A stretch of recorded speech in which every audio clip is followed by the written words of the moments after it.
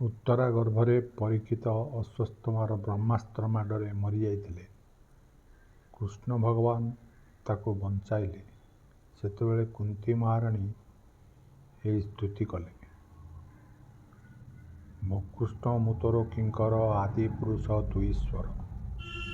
ପ୍ରକୃତି ପରେ ତୋର ବାସ ଏଣୁ ପ୍ରାଣୀଙ୍କି ଅପ୍ରକାଶ। ଜନ୍ତୁଙ୍କ ଅନ୍ତର ବାହାରେ ତୋ ବିନୁ ଅନ୍ୟ ନାହିଁ ପରେ। ଆଚ୍ଛାଦି ମାୟା ଯବନିକା ନିର୍ଲେ ରୂପେ ଥାଉ ଏକା। ଇନ୍ଦ୍ରିୟଗଣ ତୁଲେ ପୁରୀ ଅବ୍ୟୟ ଆତ୍ମା ରୂପ ଧରି। ତୋହର ମାୟା ଯାର ଚିତ୍ତେ ସେ ତୋତେ ଜାଣିବେ କେମନ୍ତେ।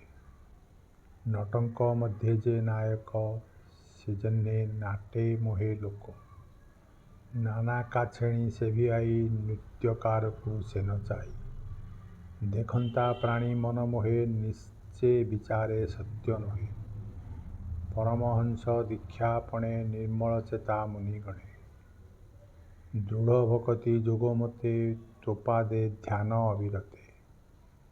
ସେ ଭକ୍ତି ଯୋଗର ବିଧାନ କାହୁଁ ଦେଖିବେ ସ୍ତ୍ରୀଜନ।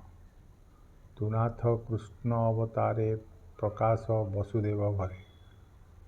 ଦେବକୀ ଉଦରୁ ସମ୍ଭବ ଏଣୁ ତୋ ନାମ ବାସୁଦେବ। ସକଳ ଜନ୍ତୁ ହୃଦଗତେ ତୋର ବିଜୟ ଆତ୍ମା ମତେ। କୁମାର ରୂପେ ନନ୍ଦ ଘରେ ତୋର ବିହାର ଗୋପପୁରେ। ଇନ୍ଦ୍ର ବିବାଦେ ବନମାଳୀ ପର୍ବତ ବାମ କରି ତୋଳି। ରଖିଲୁ ଗୋପର ସମ୍ପଦ ଏମନ୍ତେ ନାମ ତୋ ଗୋବିନ୍ଦ। ତୁମ୍ଭଙ୍କୁ ମୋର ନମସ୍କାର ତୋ ବିନୁ ନ ଜାଣଇ ଆର। ପ୍ରଳୟ ଜଳେ ତୋର ବାସ ନାଭିରୁ ପଙ୍କଜ ପ୍ରକାଶ। ପଙ୍କଜ ମାଳା ତୋର ଗଳେ ବିହରୁ ଭୁବନ ମଣ୍ଡଳେ। ପଙ୍କଜ ଲୋଚନ ସୁନ୍ଦର ନମଇ ପଙ୍କଜ ପୟର। ଦେବକୀ ଦେବୀ କଂସ ଘରେ ବନ୍ଦୀରେ ଥିଲା ଶୋକ ଘରେ। ପଞ୍ଚପୁତ୍ର ଘିନି ଏକେ ବନେ ବଞ୍ଚଇ ଦୁଃଖ ଶୋକେ। ଦେବକୀ ପ୍ରାଏ ମୋତେ କରି ଅଶେଷ ସଙ୍କଟୁ ଉଦ୍ଧରି। ଭୀମକୁ ବିଷ ଲଡୁ ଦେଲେ ତହୁଁ ରଖିଲୁ ତେତେବେଳେ। ଯତୁର ଘର ଦହନରୁ ତୁ ନାଥ ତହୁଁ ଉଦ୍ଧରିଲୁ। ଜଳେ କୁମ୍ଭୀରି ଆଦି ଯେତେ ରାକ୍ଷସେ ମିଳିଲେ ବନସ୍ତେ। ହିଡିମ୍ବିକାଦି ରାକ୍ଷସ ତହୁଁ ରଖିଲୁ ପୀତବାସ। ପଶାକ ପଟେ ରାଜ୍ୟ ହରି ନେଲେ ଦ୍ରୌପଦୀ କେଶ ଧରି।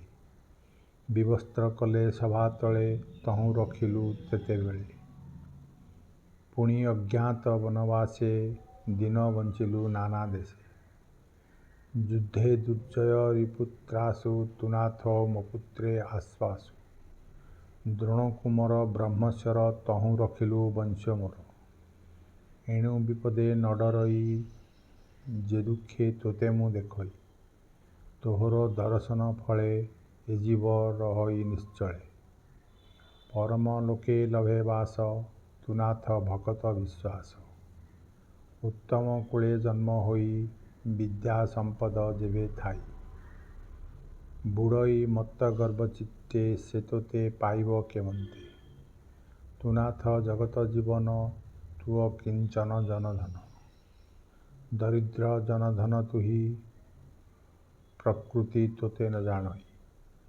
ତୁ ନାଥ ଆତ୍ମାରାମ ଶାନ୍ତ ନମଇ କୈବଲ୍ୟର ନାଥ। ତୁ ନାଥ କାଳ ରୂପ ହେଉ ଅନାଦି ନିଧନ ବୋଲାଉ। ସମେ ତୁ ବସୁ ସର୍ବଦେହେ ପ୍ରାଣୀ ତୋହର ମାୟା ମୋହେ। ଭଜନ୍ତି ଅନ୍ୟ ଅନ୍ୟ ଭାବେ କଳି ଯେସନେ କଳି ଯୁଗେ। ତୋହର ଇଚ୍ଛା କେ ଜାଣିବ ଶରୀର ବହି ବ୍ରହ୍ମା ଶିବ। ତୋର ଚରିତ ଭଗବାନ ଏ ନର ଲୋକେ ବିଡ଼ମ୍ବନ। ଏଣୁ ତୋ ରିପୁ ମିତ୍ର ନାହିଁ ପ୍ରାଣୀ ଜାଣିମେ ତୋତେ କାହିଁ। ତୋଠାରେ ଭେଦ ବୁଦ୍ଧି କରି ବୈରୀ ମିତ୍ର ଅନୁସରି। ତୁ ବିଶ୍ୱ ଆତ୍ମା ନରହରି ଲୀଳା ବିହାରେ ଦେହ ଧରି। ପଶୁଙ୍କ ମଧ୍ୟେ ହେଉ ଜାତ ଋଷିଙ୍କ ଘରେ ଋଷିସୂତ। ଜଳଜନ୍ତୁଙ୍କ ମଧ୍ୟେ ତୁହି ବିହରୁ ମୀନକୂର୍ମ ହୋଇ। ଏ କଥା ତୋତେ ବିଡ଼ମ୍ବନ ଆଧ୍ୟାତ୍ମ ଆତ୍ମା ନିରଞ୍ଜନ। ଦଧି ମନ୍ଥନ ବେଳେ ଧରି ରୋଳେ ବାନ୍ଧିଲା ନନ୍ଦନାରୀ। ପଛେ ଲୁଚାଇ ଛୋଟ ଛାଟ ଗୋଟି ତା ଦେଖି ଭୂମିରେ ତୁ ଲୁଟି। ଚକ୍ଷୁ ଅଞ୍ଜନ ଘଷି କରେ କାନ୍ଦି ପଡ଼ିଲୁ ତା ପୟରେ। ବଦନ ହସ୍ତରେ ଲୁଚାଇ ଭୟେ କମ୍ପଇ ତୋର ଦେହି। ଏ ତୋର ସର୍ବ ସମ୍ପାଦିଲା ମୋତେ ତ ସନ୍ଦେହ ଲାଗିଲା। ଭୟ ଯାହାର ନାମେ ଡରେ ସେ କିମ୍ପା ଯଶୋଦାକୁ ଡରେ। ତୁ ନାଥ ଯୋଗମାୟା ଅଂଶେ ଜନ୍ମିଲୁ ଯଦୁ ରାଜବଂଶୀ। ସ୍ୱଭାବେ ଜନ୍ମ ନାହିଁ ତୋର ଯୁଧିଷ୍ଠି କାର୍ଯ୍ୟେ ଅବତାର। ଏଣୁ କଳ୍ପନ୍ତି ସାଧୁଜନ ମଳୟେ ଯେସନେ ଚନ୍ଦନ। ଅପରେ ଯେତେ ସାଧୁଜନ ତୋ ଜନ୍ମ କରି ଅନୁମାନ। ବୋଲନ୍ତି ବାସୁଦେବ ଘରେ ଜନ୍ମିଲୁ ଭୂମି ଭାରା ହରେ। ସର୍ବେ କଠୋର ତପ କରି ବର ମାଗିଲା ପୁତ୍ର କରି। ତେଣୁ ଦେବକୀ ଗର୍ଭେ ଜାତ ତୁ ଯେଣୁ ଅନାଥର ନାଥ। ଅସୁରଙ୍କର ଭାରେ ମହି ବ୍ରହ୍ମା ସମୀପେ ଦୁଃଖ କହି। ତାହାର ଅର୍ଥେ ଭଗବାନ ଜଳେ ଯେ ତୋହର ଶୟନ। ସର୍ବଦେବଙ୍କୁ ଘେନିଗଲା ତୋର ଚରଣେ ସ୍ତୁତି କଲା। କହିଲା ତୋ ଚରଣ ତଳେ ନାବ ବୁଡ଼ଇ ଯେହ୍ନେ ଜଳେ। ତେମନ୍ତ ବୁଡ଼ଇ ଧରଣୀ ଏହାକୁ ରଖ ଚକ୍ରପାଣି। ତେଣୁ ତୁ ନରରୂପ ଧରି ଭୂମି ମଣ୍ଡଳେ ଅବତରି। ଅବିଦ୍ୟା କାମ୍ୟକର୍ମ ବଳେ ଜନ୍ତୁଏ ଦୁଃଖେ ଭବ ଜଳେ। ଅତି କ୍ଲେଶିତ ତାଙ୍କ ଦେହି ତାହାଙ୍କୁ ଉଦ୍ଧରିବା ପାଇଁ। ଧ୍ୟାନ ଶ୍ରବଣ ମନ୍ତ୍ର ଗୁରୁ ତେଣୁ ମହିମା କଳ୍ପତରୁ। ତୋର ଚରିତ କର୍ଣ୍ଣେ ଶୁଣି ତୋହର ନାମ ମୁଖେ ଭଣି।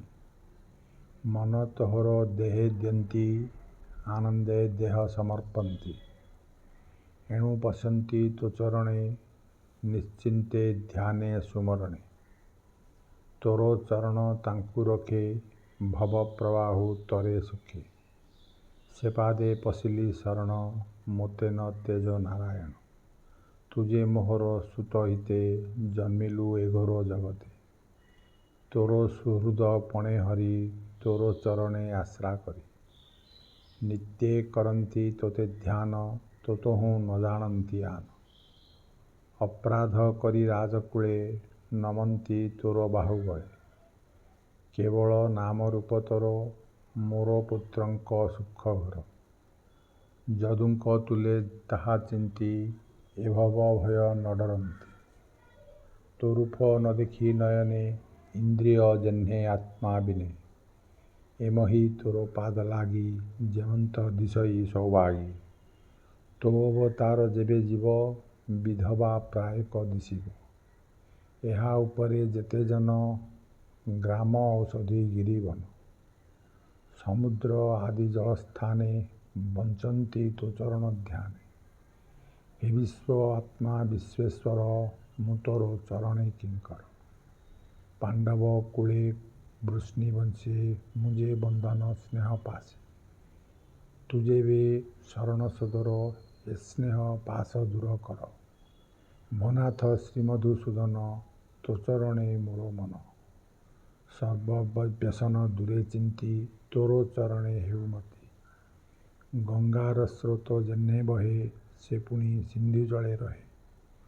ହେ କୃଷ୍ଣ କୃଷ୍ଣ ସଖା ତୁହି ହେ ବୃଷ୍ଣି ଶ୍ରେଷ୍ଠ ଭାବଗ୍ରାହୀ।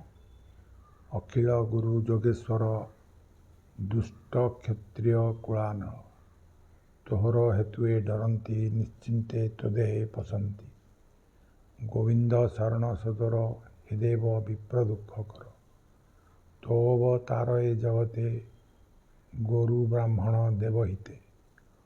ଅଖିଳ ଗୁରୁ ଯୋଗେଶ୍ୱର ତୋ ପାଦେ ମୋର ନମସ୍କାର।